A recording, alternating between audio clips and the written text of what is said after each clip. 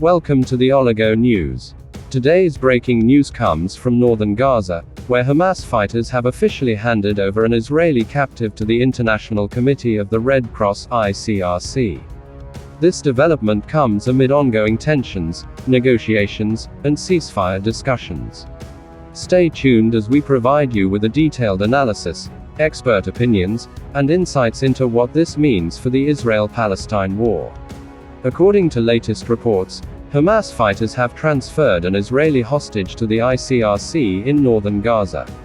The Red Cross officials, after confirming the identity of the captive, have signed official documents presented by Hamas representatives.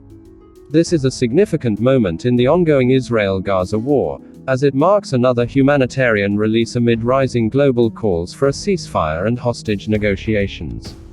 Reports suggest that the release may be linked to ongoing diplomatic efforts involving the United Nations, Qatar, Egypt, and the United States. Why is this important? Hostage crisis in Israel-Gaza war. Since the beginning of the conflict, hostage situations have been a major issue. The release of captives could indicate potential peace talks or further negotiations between the two sides. ICRC's role in war zones. The International Red Cross plays a crucial role in ensuring the safe transfer of prisoners, civilians, and humanitarian aid.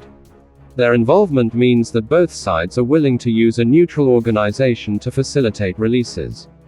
Impact on Israel-Palestine peace talks. The release of captives could play a role in shaping upcoming peace negotiations, especially as international pressure mounts for a ceasefire and humanitarian aid access. The big question now is, will more hostages be released soon? Reports indicate that further negotiations are taking place, possibly leading to more prisoner exchanges or humanitarian deals between Hamas and Israel. Additionally, global powers like the United States, Egypt, and Qatar are closely monitoring the situation, as they continue to mediate behind the scenes. The Israeli government has yet to make an official statement regarding the latest hostage release, but sources suggest that the IDF, Israel Defense Forces, is closely tracking all hostage movements in Gaza. There are also ongoing military operations to recover captives still held by Hamas. Meanwhile, families of other Israeli hostages are demanding further action, urging the government to intensify diplomatic efforts to bring their loved ones home safely.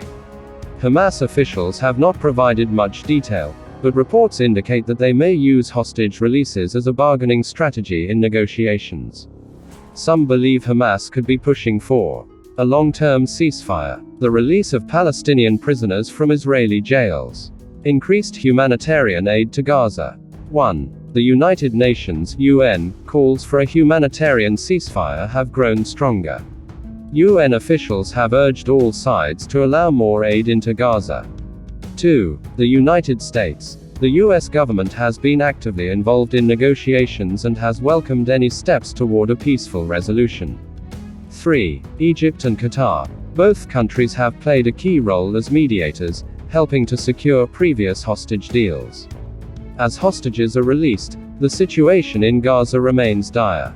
The humanitarian crisis is worsening, with shortages of food, water, and medical supplies.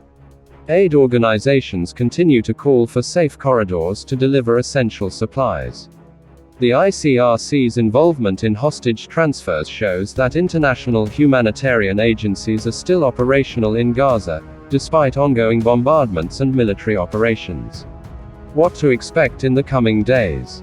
More hostage releases. This could be the start of a larger prisoner swap deal. Israeli military response. Will Israel intensify operations or shift towards diplomacy? International pressure. How will world leaders react to the ongoing crisis? The situation in Israel and Gaza is changing rapidly, and we will keep you updated with the latest news. Thank you for your valuable time.